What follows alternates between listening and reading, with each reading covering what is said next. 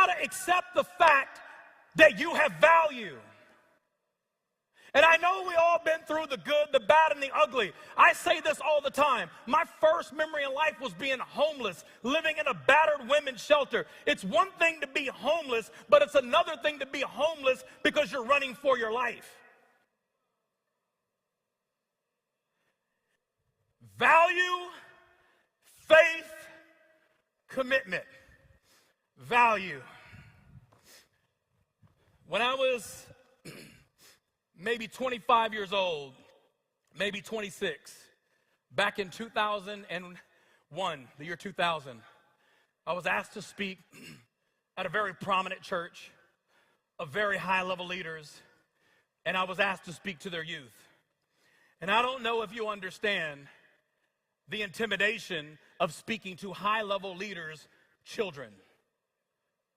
I'm more nervous to speak to children than I am adults, especially if the children that I'm speaking to are children of people that we respect on a global level. Because the teachings that they get on an ordinary basis, I've got to come in and teach something either different or echo what they're already learning. And one of the things that I decided to talk about is something that regardless of how many times you've heard it, it's still a core message that you can always repeat. And it had to do with value. See, if you don't understand the pillar of value, this character, see, let's break it down real quick. What is character? See, true character is who you are when nobody else is around. True character is not who I'm looking at right now, because we can put up a front and makes you think something's not true that isn't. We can put up a front in front of people, but who are you when nobody else is around? I can honestly tell you this, regardless of anything that I've ever gone through in my life, being homeless as a child, having an abusive alcoholic father, my brother going to prison, my mother putting me on an airplane saying, I'll see you in 2 weeks, and I didn't see her for 3 years, failing the second grade, being moved from shelter to shelter out of fear. Everything that I've ever gone through in my life, living in the hood, going to schools filled with gangs and violence and drugs, carrying guns to school. Everything that I've done, I have never in my life entertained that I would not be successful. I have zero memory of the fear that I would be broke as an adult. I don't know why, but I never entertained being broke as an adult. Why? Because I know what broke felt like. And I knew what I was running from, not running to. It's my value. And if you don't understand your value, you will justify the weaknesses and you will justify the past of you to dictate your value. So here's something I did with teenagers, actually 7th and 8th graders. I pulled out a $100 bill and I asked the class, how much is this worth? And they said $100. And this was back in the year 2000, 2001. And I folded it up and I said, now how much is it worth? They said $100. So I asked them, so you're telling me that if I fold this thing in half, this piece of paper that was worth $100, and I fold it in half, you're telling me the value doesn't change? How is that possible? And they started saying, because it's still worth $100. And they started looking at me like I was crazy. So I said, what if I fold it again? It's no longer half of what it was. Now it's a quarter of what it was. What is the value now? And the children said, Mr. Wimbrey, or Brother Johnny to be exact, it's still worth $100. So I said, you're telling me that if I fold it 2 times and I decrease the size and the visibility of what it used to be down to a quarter of the size, you're telling me that the value is still there? What if I fold it again? Children, how much is it worth? It's still worth $100. is it possible that it's still worth the $100 when I have folded it? Some would say I even abused it.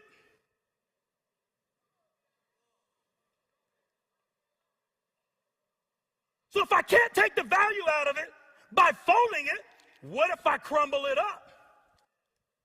What if I turn it into a ball of what some would say would look like trash from a distance? Now what is it worth? And the children said, Brother Johnny, it's still worth $100. So you're telling me that I folded up to the point where it no longer even resembles what it looked like in its original creation, and it's still holding the same value? Tell you what, I'll throw it on the ground. I'll step on it. So now what is it worth? Brother Johnny, said the kids, it's still worth $100. So you're telling me that as long as it stays intact, as long as I can put it back together at some point, you're telling me there's nothing that I can do to this piece of paper to cause it to lose its value?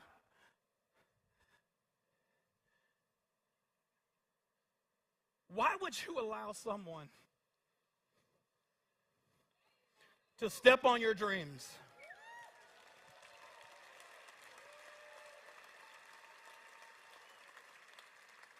to fold you in half,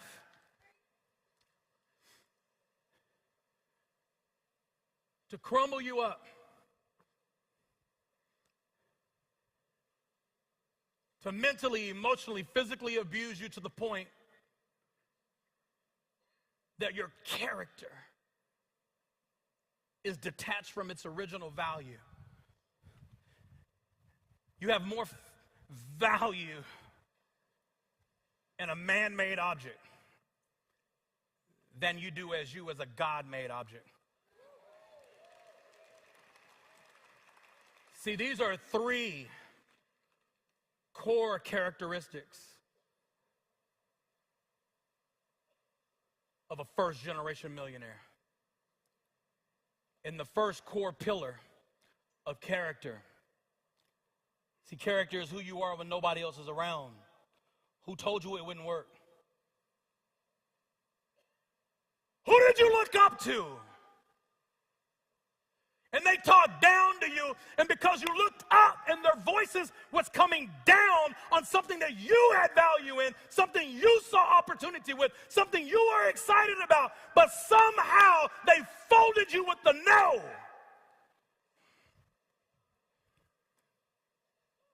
And you lost value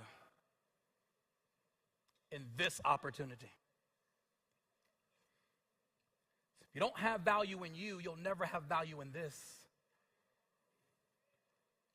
Because true character is who you are when nobody else is around. I once read somewhere when someone said, you can always judge the size of a person's character by the size of the obstacle it takes to overcome them. So if I fold this one time and that causes you to give up, that one fold is the size of your character. You can't be a first-generation millionaire with the one-fold character. Where's your value? I would guarantee you that everybody on these first few rows, they've been told no. They've been stepped on. They've been crumbled up. They've been folded in half. But somehow, some way, they have mastered one of the core pillars of the first generational million-dollar character. That's one pillar. This one doesn't matter right now because we can always build another wall. But where's your faith? Where's your faith? Yeah, I have faith in God. I am a creature of God. I am made in his image. I believe in God the Father Almighty. I believe in the power, the omnipotent, the all-powerful, the omniscient, the all-knowledge, the omnipresent, everywhere at the same time. I believe that, but I'm not talking about that right now. I'm talking about your faith in you. Where's your faith in you? I purposely came out here after lunch early just to watch some things from a distance. And I was watching how all of you came in here and you set your little happy ass down in a chair. Not one of you. And when I say not one of you, not one of you walked up to your chair and did it like this. Not one of you checked the legs. Not one of you folded the chair up just to see. Not one of you. You didn't.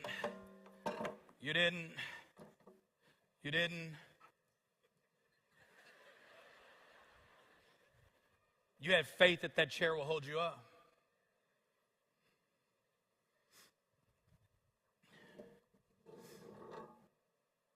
Here's my question for my second pillar, character of a first-generation millionaire. Do you have the same faith in a chair than you do yourself?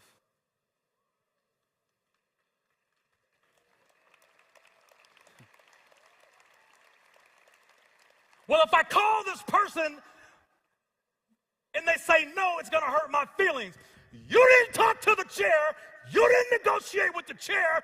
You didn't entertain the chair failing you. You didn't entertain the chair saying no. But when it comes to you and your character of reaching out and doing the thing that is supposed to be done in this business, you won't do it,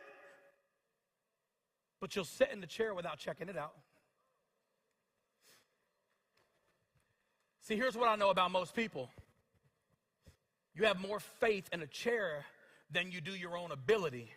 See, when I got on an airplane to fly to South Africa on my own dime, to a strange country I've never been to before anybody else was willing to go, when I got on an airplane to go to Australia on my own dime, before anybody in corporate was willing to go, when I got on an airplane to go to London, England, to a foreign country to start building a business when nobody in the room, not even executives, was willing to go.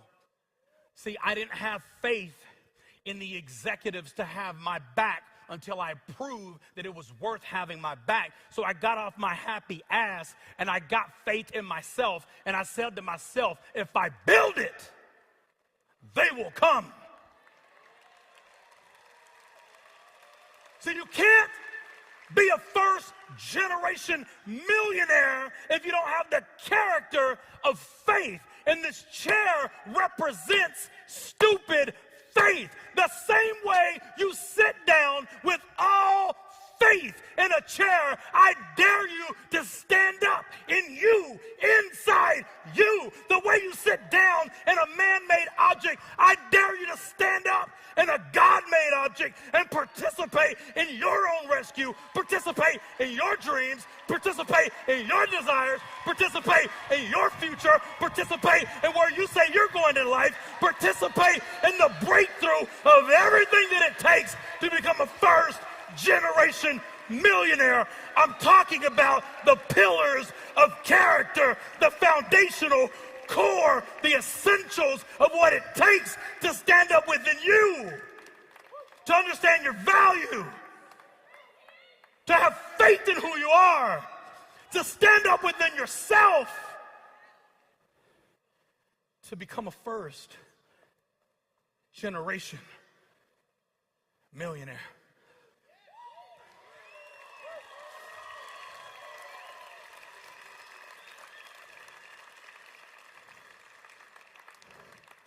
You're clapping now. But what's going to happen when you get on that car? When you get on that train? When you get on that bus? When you get on that airplane? And it's just you. True character is who you are when nobody else is around. You can clap all day because I'm on stage. But who are you when nobody else is around? I'm talking about the 3 character pillars that it takes to be a first-generation millionaire when it's just you and you. You got to understand your value. You got to have faith. More faith in you, a God-made object, than you have faith in a man-made object. Come here, commitment.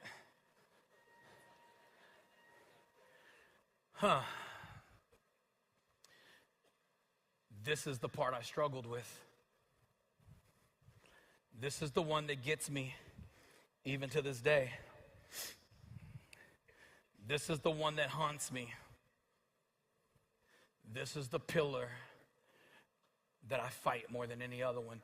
To be honest with you, I don't fight with value. I cry myself to sleep in dark closets, locking myself in closet. When I was 7, 8 years old, I've hid myself in the darkest corners of a house,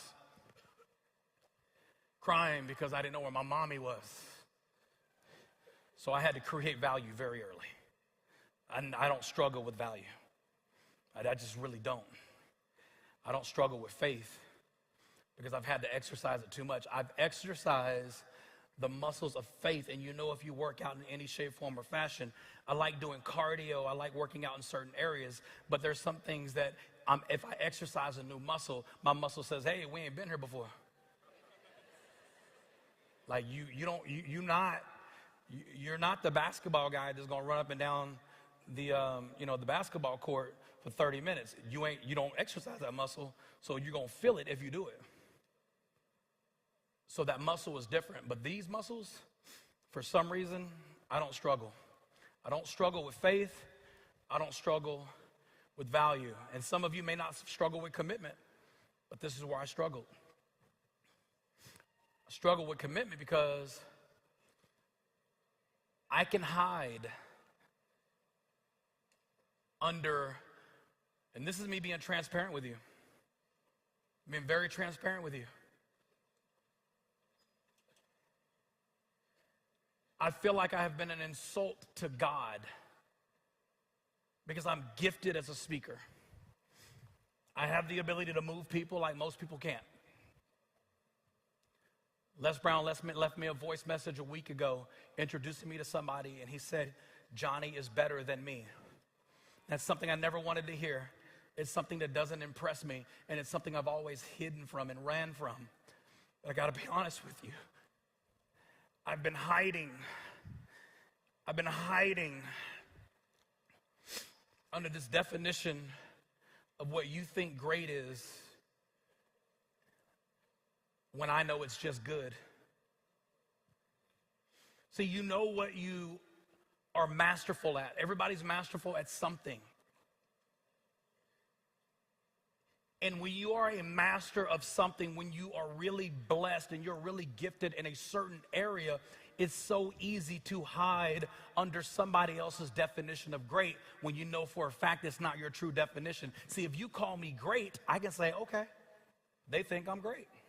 So I don't have to work hard. I don't really have to show them who I am or what I'm really capable of because they've already called me great. So if I can hide under your definition of great and just be good, it allows me to be content and complacent. I'm stretching myself in this speech right now because I want to be committed to what I'm called to do. And I want to talk about commitment. Here's what we mostly do. A lot of us in life, we will negotiate with commitment. And the reason I got a vending machine up here, because I'm about to tell you something and share something with you that just makes so much sense that a kindergartner couldn't argue with. Can I walk up to a vending machine and say, I want this bag of chips, and if this bag of chips costs $1, can I go negotiate with this vending machine and say, hey, listen, I really don't want a whole bag.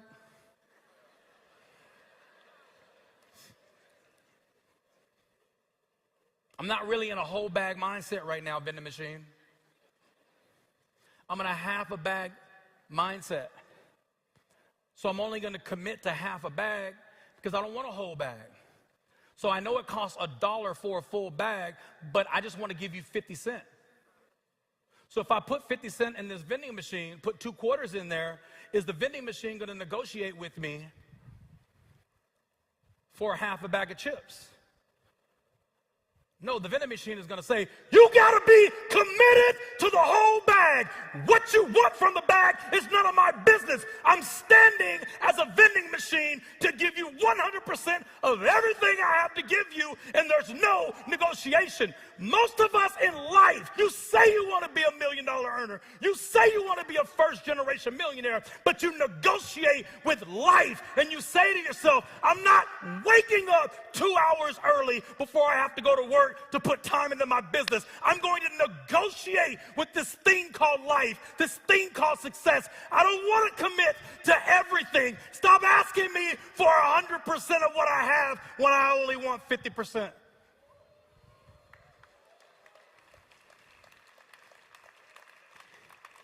See, this is a pillar of character. It can't be negotiated for a first-generation millionaire. This is a character pillar that there's no negotiation. You can negotiate this one. You can negotiate the pillar of feeling good. You can negotiate the pillar of I want everybody to like me. That you can negotiate. You cannot negotiate these 3 pillars if you truly desire to be a first-generation millionaire. These are pillars. These optional ones are feelings. I can't create first-generation millionaires with things that are optional. You cannot negotiate with commitment, Johnny. You can't walk up to a vending machine and negotiate just because you're a good speaker. You can't talk your way into everything. You can't communicate your way out of everything. Give 100% or shut the hell up. There's no negotiation. If that's me talking to me, when's the last time you had a conversation with your character? And I'm not talking about the optional. There are optional things in life that are pillars, that are options. These are non-negotiable. Here's what I like about God. God is full of options. He said, if my people. If is indicative of an option. It's not mandatory. You can negotiate. If my people who are called by my name would but humble themselves and seek my face, humble themselves, turn from their wicked ways, then will I hear from heaven and heal their land. It's an option, but the first option starts with an if. And my favorite book says, if thou shalt confess with their mouth. It's an if. If I do this, I get that. That's a negotiation. It is not mandatory, but my favorite book also says, every need. See, that is a pillar. There's no negotiation. You can't negotiate with becoming a first-generation millionaire if you don't know your value. You gotta have the character, the foundational structure, pillar of value. If you don't know who you are, if you don't know whose you are, when someone says no, it won't work, you will fold, you will crumble, and somebody else will convince you that you have no value, and you will allow somebody else's opinion to become your reality when God is looking at you saying, I made you.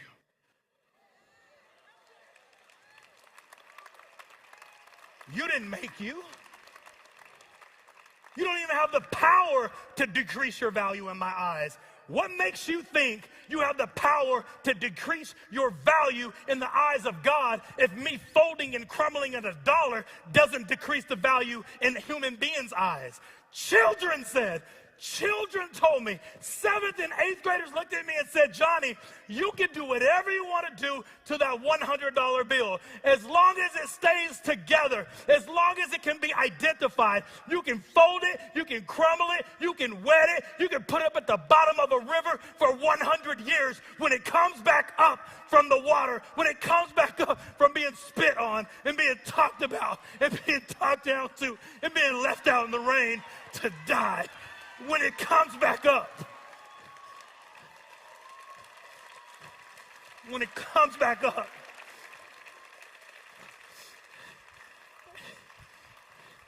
that man-made object, that when he comes back up, it's the whole world will still acknowledge its value, but one person says no to you. One person tells you it doesn't work. He said, Johnny, why do you get emotional on our behalf? Because I know who made you. I know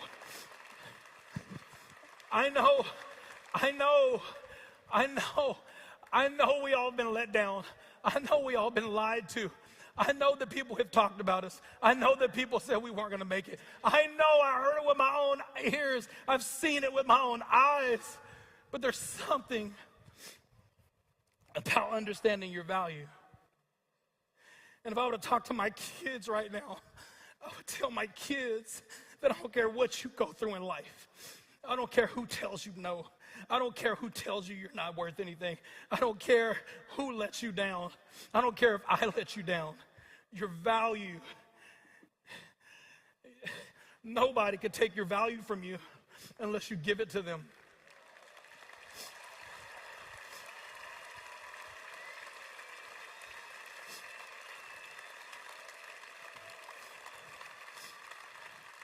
And then I would tell my kids, and you as the next generation millionaires, you truly want to build this, you truly want to get on the stage, and you truly want to do this, you got to have faith in you. But I dare you to have more faith in you than you do than the chair that you're sitting in. And just like you believe the chair is going to hold you up, believe the God inside you. The man-made object is not stronger than the God-made object. Have faith in you and stand up inside yourself when everybody else is wanting to let you down. I dare you to stand up inside you and have faith, more faith in you than you do a man-made object. And then I would tell my kids, don't be like daddy. Be better than me. Be stronger than me. I want you to have all three of these things. I don't want you to battle with this one like I do. I didn't commit. I put a quarter in and trying to impress you with what you thought was $1. This is 25%. This is not 100% of me.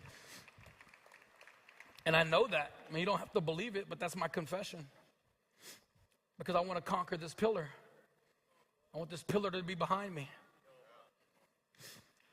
And the pillar of commitment, your struggle may be value. It's not mine. Commitment may be your easiest one. Faith may be your easiest one. But I promise you, if you truly have a desire to be a first-generation millionaire, or to help somebody in your team to become a first-generation millionaire, let them hear this audio. Let them watch this video. Because even if they're not in the room right now, I promise you, if you just focus on them hitting ranks and not their character, their ranks will fall.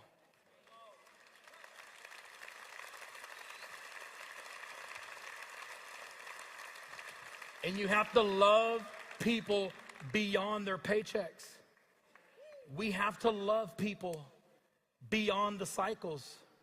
I'm not perfect. You're not perfect. None of us are. But it's something about the 3 pillars of character that can sustain you throughout your imperfections. This is 3 pillars of your character to become a first generation millionaire, or to help someone else become a first generation millionaire. As you exit these doors, as you leave this building,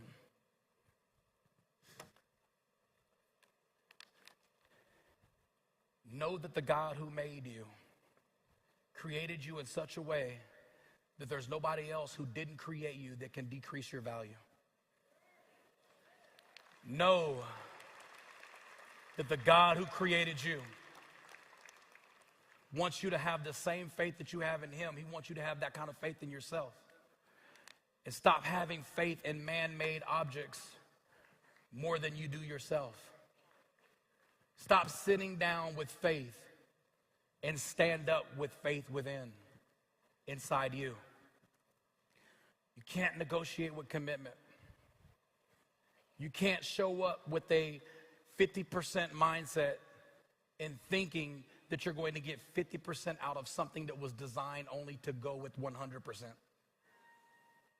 This was designed for 100%, and it will never negotiate it. If this vending machine was called life, life will never negotiate with you. It's not interested in giving you 50% of what you were designed to be.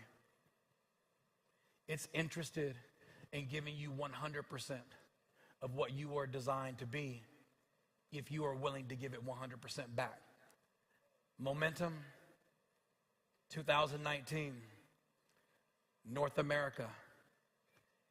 Let's go to work and stay connected to your pillars of character. Thank you.